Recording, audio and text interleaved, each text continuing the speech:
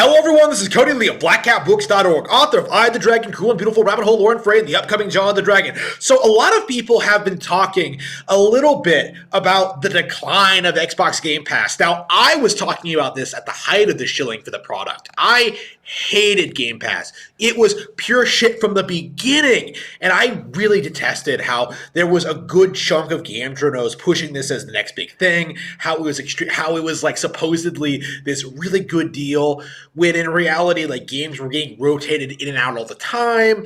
Like, $15 a month was way too steep of a price, and like the service itself is just not all that desirable, right? Like, you're better off just buying the games, essentially.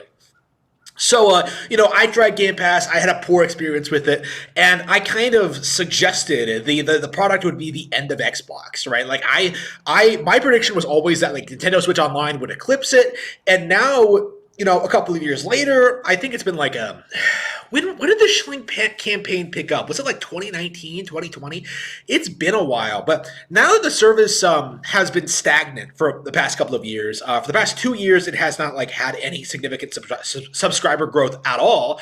Microsoft seems to be having some reservations about where things are headed, right? Like, there isn't going to be like a sudden surge of interest in this product from anyone new, essentially. Like, plenty of people are unsubbing. I unsubbed, and plenty of people will like never subscribe to begin with. Like, I think it's stuck at 30 million units, 30 million subscribers, and a lot of those subscribers are becoming increasingly underwhelmed by the product. Well, not just the subscribers. Like, the big thing that's changed in the past couple of years is that like Call of Duty has been acquired by Microsoft. So Call of Duty being on Game Pass is actually a net detriment to Microsoft. Now that they own the property, now that they own the IP, they don't need to like keep it off of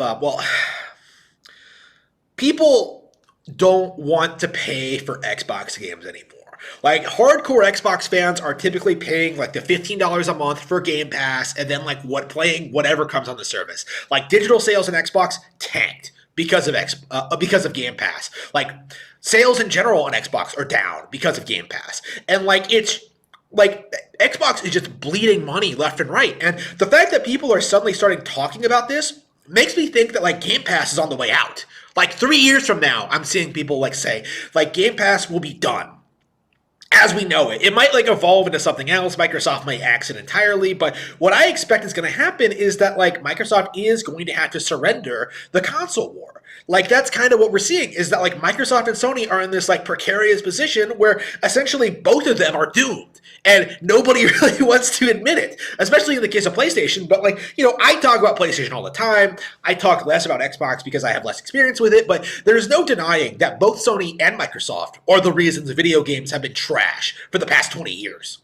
Right? Like, they are the reason video games declined the way they did, in the way they did. And the fact that nobody else but me seems to point this out is like embarrassing. Like, Game Pass was a terrible idea to begin with. It's like, if Nintendo had done it, actually, with the Nintendo Switch Online service, Nintendo had a superior alternative and got shit on for it. Like, it's embarrassing to see people flip-flop on the Game Pass service so much. So many people were shilling this thing. So many people were hyping it up as the next big thing. To see it like fail is exciting news to me. I am very, very excited to see what the future has in store for gaming once Xbox and PlayStation are out of the picture.